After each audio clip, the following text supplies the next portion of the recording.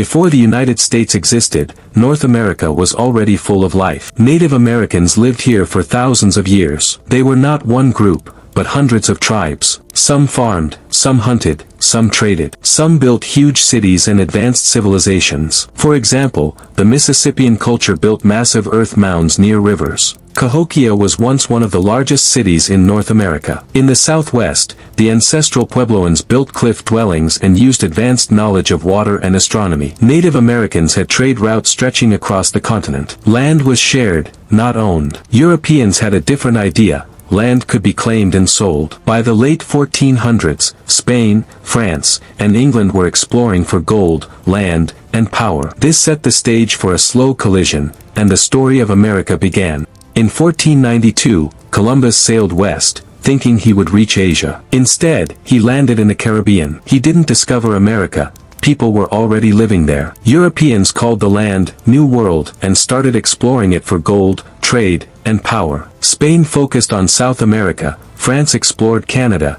and England looked at the Atlantic coast. This wasn't peaceful. Diseases like smallpox spread, killing thousands of Native Americans. Europeans also enslaved some natives and forced them to work. Early settlements struggled. Colonists faced hunger, conflict, and harsh winters. But slowly, Europe's presence grew, setting the stage for colonies, trade, and later revolution. By the early 1600s, England began creating permanent settlements along the Atlantic coast. These became the 13 colonies, stretching from Massachusetts to Georgia. Life was tough. Colonists faced harsh winters, disease, and food shortages. They farmed, fished, traded, and sometimes fought with Native Americans. Britain controlled the colonies tightly. Taxes, trade rules, and strict laws were enforced. Colonists began to feel frustrated. Why should we pay taxes if we have no voice in Parliament? This tension grew over decades. Everyday struggles, combined with European conflicts overseas, slowly pushed the colonies toward resistance. By the 1700s, ideas about freedom, rights, and self-government started spreading. This set the stage for the American Revolution, but before that, the colonies had to survive, grow, and organize. By the mid-1700s, tension between the 13 colonies and Britain had reached a breaking point. Colonists were angry about taxes without representation, trade restrictions, and British control. In 1775, fighting began at Lexington and Concord. The American Revolution had started. Ordinary farmers, tradesmen, and local militias stood up to one of the most powerful armies in the world. The Continental Army, led by George Washington, faced extreme hardships, lack of food, uniforms, and weapons. But ideas of freedom, independence, and self-government kept them going. Allies like France provided crucial support,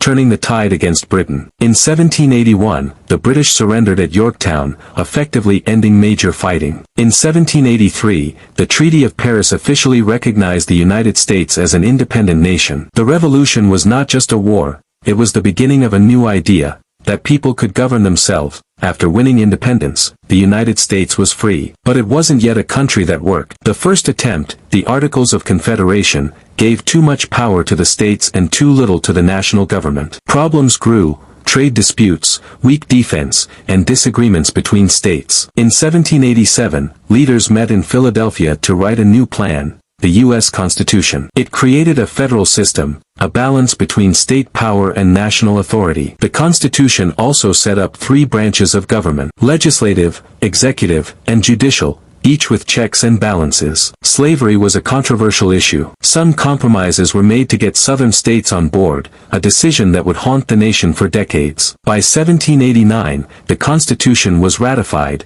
and George Washington became the first president. The Constitution created a framework for governance, one that still guides the United States today. By the mid-1700s, tension between the 13 colonies and Britain had reached a breaking point. Colonists were angry about taxes without representation, trade restrictions, and British control. In 1775, fighting began at Lexington and Concord. The American Revolution had started. Ordinary farmers, tradesmen, and local militias stood up to one of the most powerful armies in the world. The Continental Army, led by George Washington, faced extreme hardships, lack of food, uniforms, and weapons. But ideas of freedom, independence, and self-government kept them going. Allies like France provided crucial support, turning the tide against Britain. In 1781, the British surrendered at Yorktown, effectively ending major fighting. In 1783, the Treaty of Paris officially recognized the United States as an independent nation.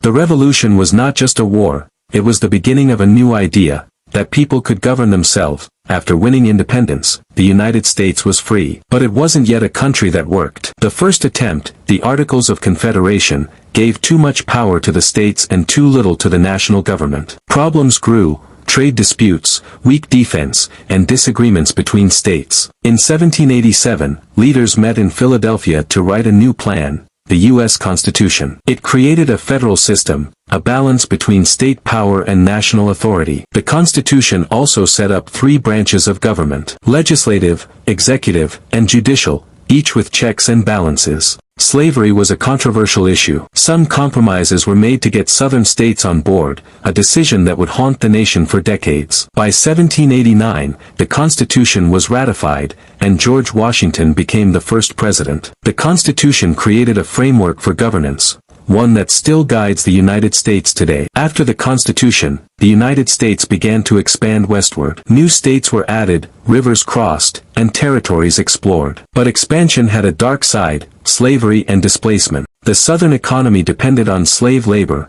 while the North gradually moved away from slavery. Native Americans were forced off their lands through wars, treaties, and forced relocations, like the Trail of Tears. This created tension between states that allowed slavery and those that did not. The nation was growing bigger and richer, but divided by morality, economy, and power. These divisions would not disappear. They would lead to conflict on a massive scale. Expansion promised freedom and opportunity, but it also revealed America's contradictions. By the 1860s, the United States was deeply divided. The North and South had very different economies, cultures, and views on slavery. Attempts to compromise failed. In 1861, Southern states seceded and formed the Confederacy. War broke out. This became the American Civil War, the deadliest conflict in U.S. history. The Union, North, fought to preserve the country. The Confederacy, South, fought to maintain slavery and their way of life. Soldiers on both sides faced brutal conditions, hunger, disease,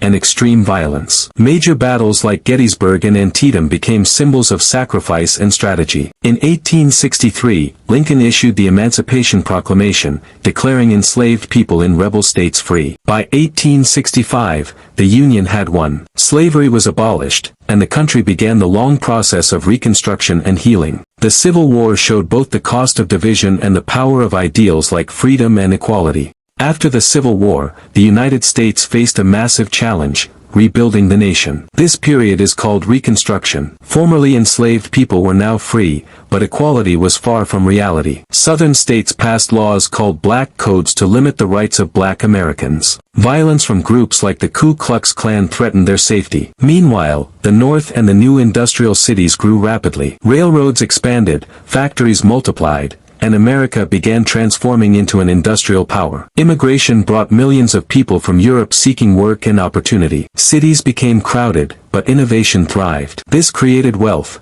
and also highlighted social inequality. By the late 1800s, the United States had become richer, bigger, and more powerful, but struggles over race, labor, and wealth remained. By the early 20th century, the United States had become a major industrial and economic power. But for decades, it mostly stayed out of European wars. That changed in World War I, 1914 to 1918. America entered in 1917, helping the Allies and reshaping global politics. After the war, the U.S. emerged as a world economic leader, but isolationism returned in the 1920s. The Great Depression in the 1930s hit millions, but recovery came through government programs under President Franklin D. Roosevelt. World War II, 1939 to 1945, brought America fully onto the global stage. After Japan's attack on Pearl Harbor in 1941, the U.S. joined the Allies and fought in Europe and the Pacific. Victory in 1945 made the United States a superpower. It was a country capable of influencing politics, economy,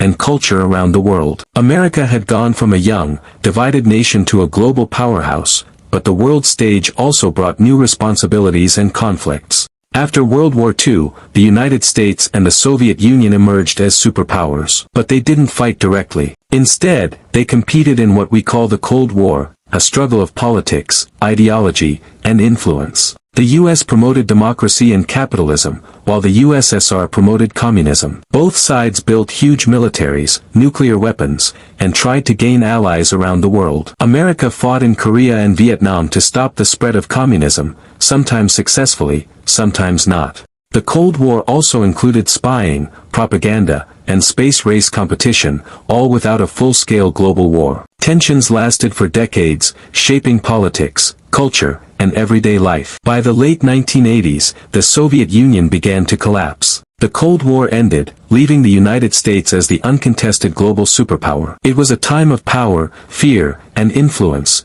and it shaped the modern world in ways that are still visible today. After the Civil War and Reconstruction, African Americans were technically free. But freedom didn't mean equality. Segregation laws in the South, known as Jim Crow laws, kept Black Americans separate and unequal.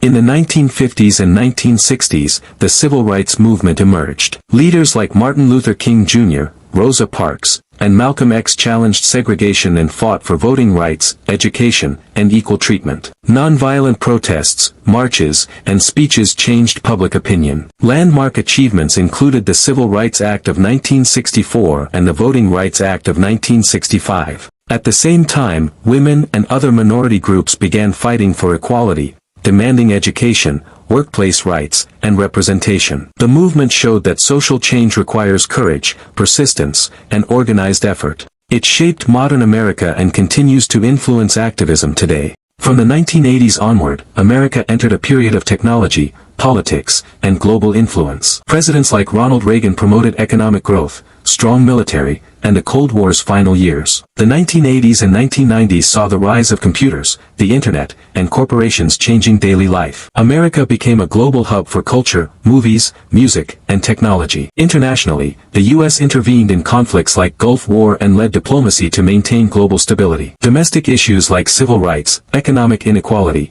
and social justice continued shaping society. In the 2000s, events like 9/11, the wars in Afghanistan and Iraq, and economic crises tested America's resilience. Today, the United States is a complex nation, diverse, powerful, innovative, but facing challenges in politics, climate, and society. The history of the United States is a story of growth, struggle, and change. From Native Americans and early European settlers, to revolution, civil war, industrial power, world wars, civil rights, and modern innovation. The country has faced division, inequality, and conflict. But it has also shown resilience, creativity, and the power of ideas. Freedom, democracy, and equality have been goals, sometimes achieved, sometimes still in progress. Every generation contributed to shaping America into the nation it is today. Today, the United States continues to grow and evolve. Its history is a reminder that a nation is not just built by leaders, but by the people, their struggles, and their dreams. Understanding this past helps us see where America has been, where it is, and where it might go. History is not just about facts, it's about lessons, challenges, and hope for the future.